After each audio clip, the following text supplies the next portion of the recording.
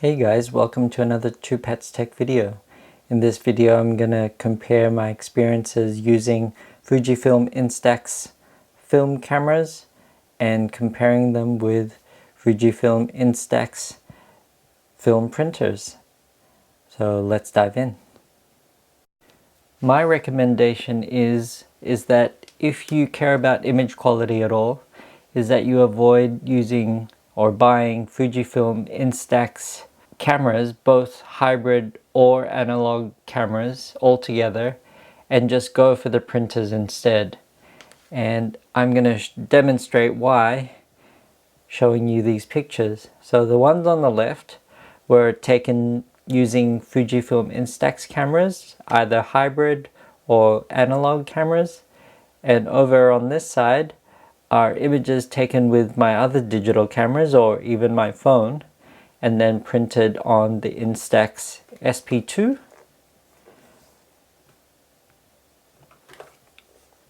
or the Instax SP3.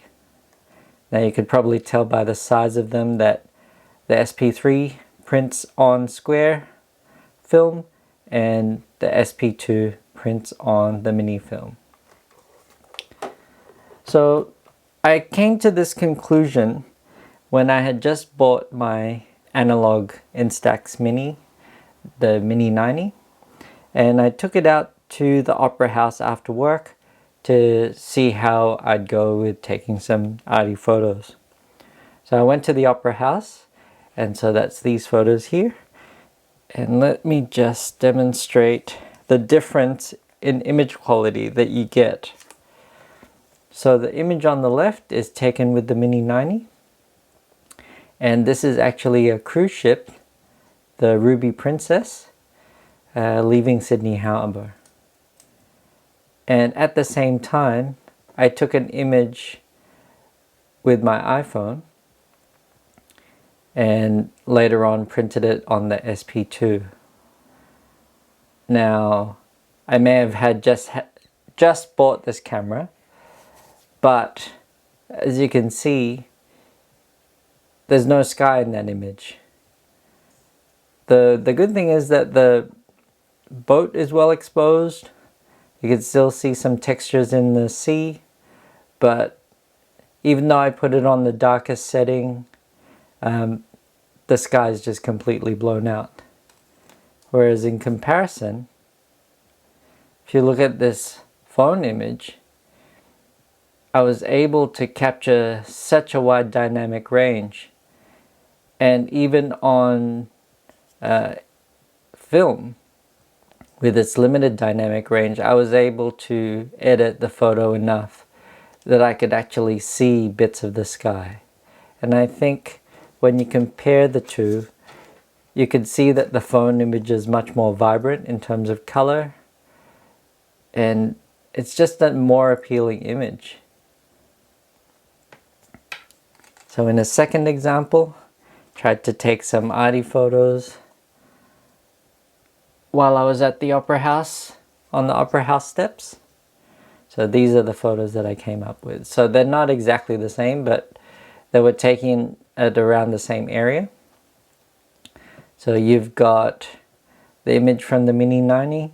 So it's got a slightly longer focal length than the iPhone. So that's why I went for a narrower composition.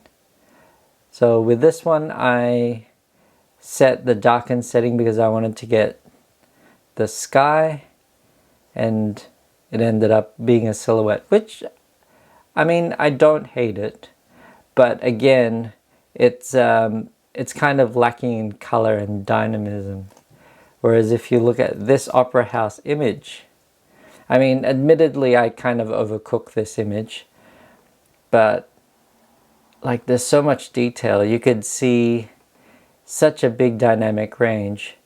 Like I sort of stuffed it up a bit on the sky, but just amazing amounts of detail on the Opera House sails and on the people as well.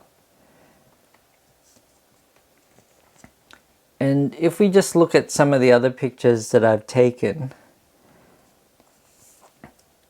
so let's just look at this image. So this was taken on the Fuji Instax SQ10, which is their first square printing camera, and it's actually a hybrid, so it's a digital camera with the ability to print straight onto Instax, kind of like the Mini Replay.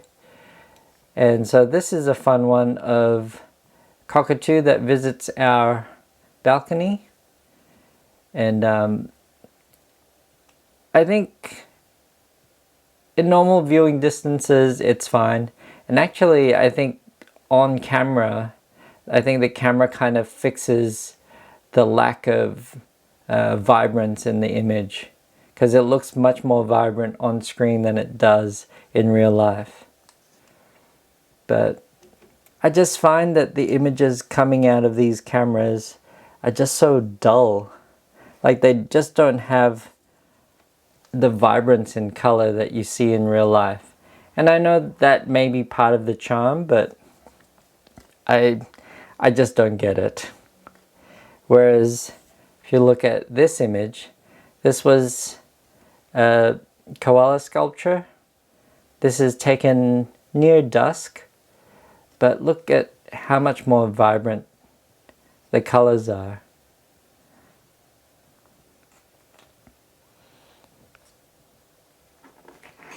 Oops. And if we look at this daylight scene, I don't think you'll be able to capture an image like this on an Instax camera. Not a Fujifilm Instax anyway. I know that Mint Camera and a couple of other companies like Lomography do Instax film cameras as well. And I think you might be better off using one of those if you've got a creative bent and you actually want to use your Instax for creative purposes. So that was just my mini rant based on my experiences so far. I'm going to do a review of the Mini 90 and the SQ10, and I'll post that when it's done.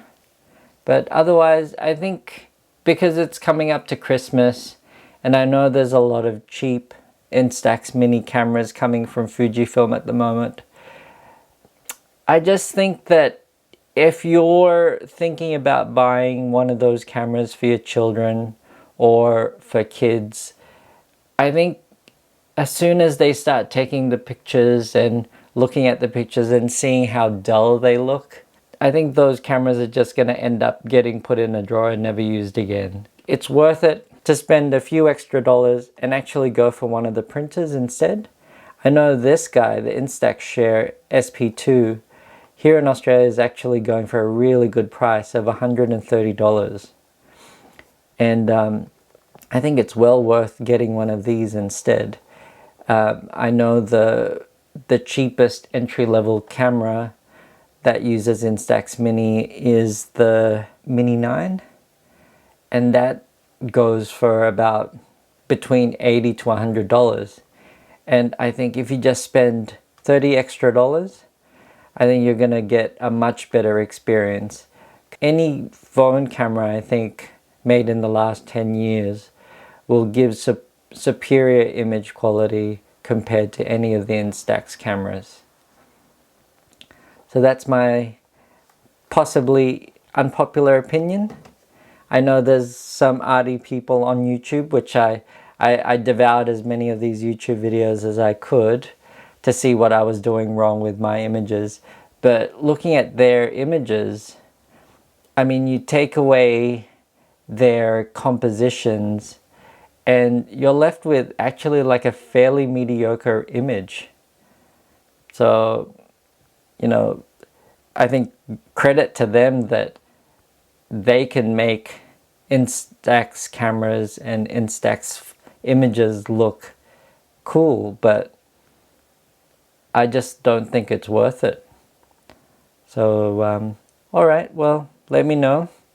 I'm sure if you disagree, you'll let me know in the comments. And stay tuned for more Instax things. Okay, bye.